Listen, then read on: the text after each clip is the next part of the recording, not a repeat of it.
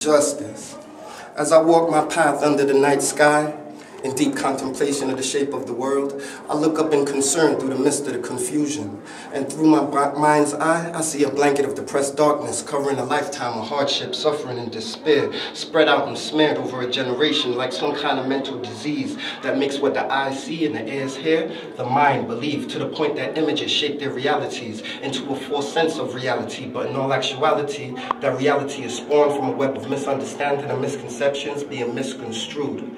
Yes, once again, it's them same old ghetto blues, a road that leads to a lack of choices to choose. So like some views, they choose to refuse and break rules within a society which would rather turn its back rather than enlist them, knowing all the while that they're being governed by a system that don't really care how they feel. Case closed, court adjourned without proper appeal. Words twisted, facts distorted, truth aborted. They sold it and we bought it, and still nothing sorted except more times, more fines, more crime, and court orders. And it ain't even like they got their own things in order, but they worried about things going on in foreign lands across water, throwing up space stations. While down here, we faced with a PlayStation generation in a fatherless world where mothers often find their sons hard to control. Worst case, kicked out in the cold up against the elements and authority figures that don't even want to know. So now where do they go? Now they're left to fend for themselves, and trust me, they're trying it. Not yet grown in an adult-free environment, searching for the rites of passage and able to manage till they manage to get a peace, and now that peace got them feeling kind of managed. But hey, wait, now what's the verdict? Who, what, why, when, where, and who got murdered? Who got left deserted? Who splurted? Who was the first that heard it? How did he word it?